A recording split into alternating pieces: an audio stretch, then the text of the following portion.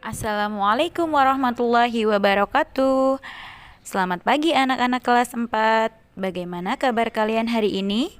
Semoga selalu sehat ya. Nah, sebelum kita belajar pada pagi hari ini, kita membaca doa sebelum belajar. Bismillahirrahmanirrahim. Raditu billahi rabba wa bil islami dina wa bi muhammadin nabiyya wa rasula. Rabbi zidni ilma warzuqni fahma. Amin. Nah, sebelumnya coba kalian siapkan buku catatan, alat tulis, dan pena. Nah, anak-anak, coba perhatikan bacaan berikut ya. Simak baik-baik. Raja Purnawarman, Panji segala raja. Raja Purnawarman mulai memerintah kerajaan Tarumanegara pada tahun 395 Masehi. Pada masa pemerintahannya, ia selalu berjuang untuk rakyatnya. Ia membangun saluran air dan memberantas perompak. Raja Purnawarman sangat memperhatikan kesejahteraan rakyatnya. Ia memperbaiki aliran sungai Gangga di daerah Cirebon. 2 tahun kemudian, ia juga memperbaiki dan memperindah alur sungai Cupu sehingga air bisa mengalir ke seluruh kerajaan. Para petani senang karena ladang mereka mendapat air dari aliran sungai sehingga menjadi subur. Ladang para petani tidak kekeringan pada musim kemarau. Raja Purnawarman juga berani memimpin angkatan laut kerajaan Tarumanegara untuk memerangi bajak laut yang merajalela di perairan barat dan utara kerajaan. Setelah Raja Purnawarman berhasil membasmi semua perompak, keadaan menjadi aman. Rakyat di kerajaan Tarumanegara kemudian hidup aman dan sejahtera. Sebagai wujud kecintaan rakyat kerajaan Tarumanegara kepada Raja Purnawarman, telapak kakinya diabadikan dalam bentuk prasasti yang dikenal sebagai prasasti Ciaruteun. Nah, dari cerita Raja Purnawarman, Dayu sangat kagum dengan perjuangan Raja Purnawarman. Banyak yang telah dilakukan untuk rakyatnya. Sambil duduk di tepi kolam yang jernih airnya, Dayu masih memikirkan jasa-jasa Raja Purnawarman, terutama pembangunan saluran air. Ia berpikir, pasti saluran tersebut sangat bermanfaat bagi masyarakat saat itu. Dayu terus berpikir sambil memandangi wajahnya yang terpantul di kolam. Tahukah kamu mengapa Dayu bisa melihat dirinya di air kolam? Ya, ternyata air kolam bisa memantulkan cahaya. Nah, nanti kalian akan belajar tentang sifat-sifat cahaya pada pembahasan berikut ini. Pada tema 5, pahlawanku, di subtema 1, perjuangan para pahlawan, kita akan belajar tentang sifat-sifat cahaya. Apa saja ya sifat-sifat cahaya?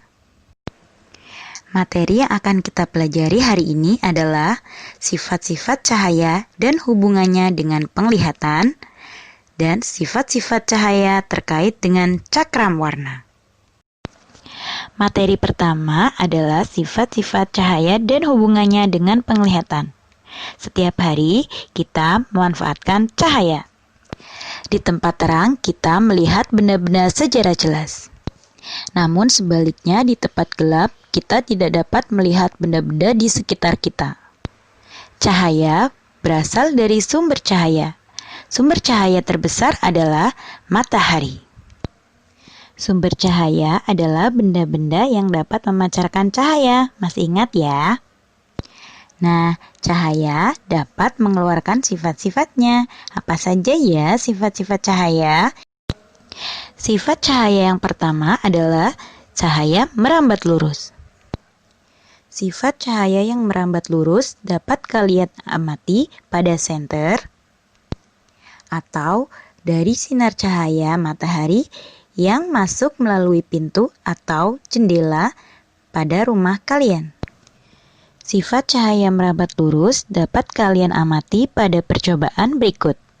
Percobaan menggunakan 3 karton tebal dan lilin.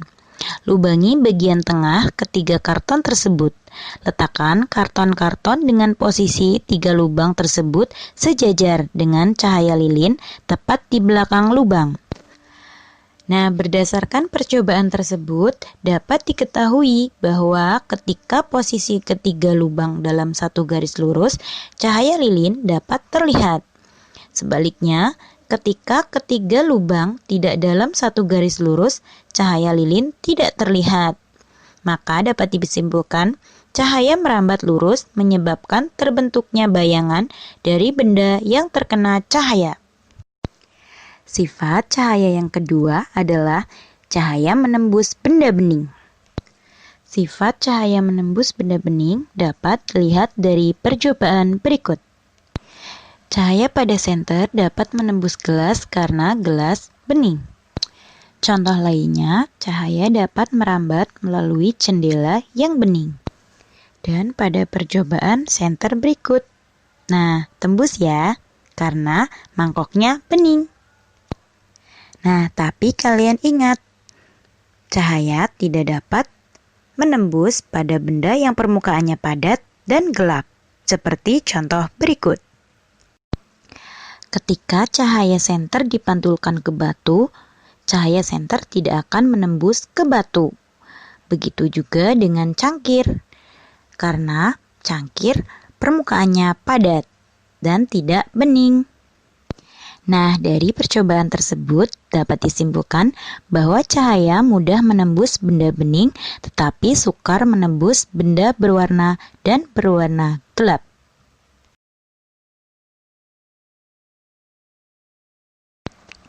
Untuk sifat cahaya yang ketiga adalah cahaya dapat dipantulkan. Nah, kita akan melakukan percobaan berikut. Percobaan menggunakan 2 cermin datar dan senter. Coba kalian pantulkan cahaya senter menggunakan cermin. Maka cahaya senter akan dipantulkan pada permukaan lainnya. Kemudian saat kamu memantulkan cermin pada dinding sekolahan, misalnya pada dinding akan terlihat ada cahaya dari pantulan sinar matahari.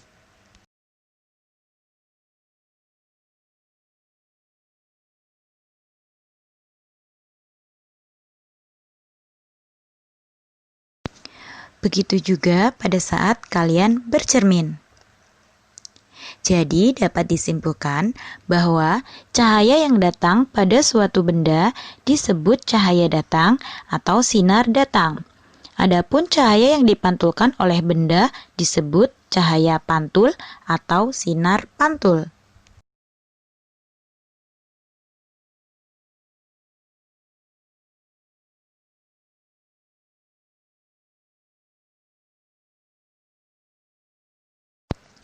Untuk sifat cahaya yang keempat adalah cahaya dapat dibiaskan.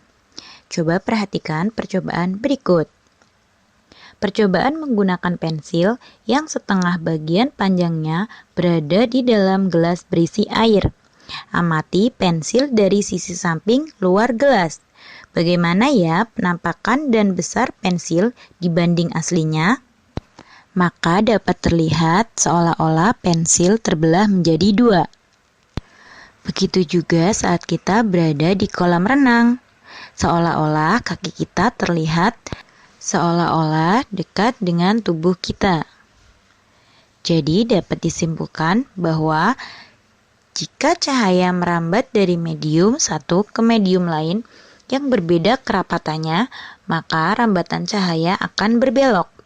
Peristiwa pembelokan cahaya ketika melalui 2 zat yang berbeda disebut pembiasan cahaya.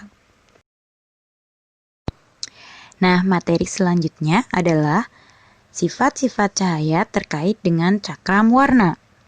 Apakah kalian sudah pernah melihat cakram warna? Nah, kalian dapat membuatnya dengan kardus bekas dan pensil warna.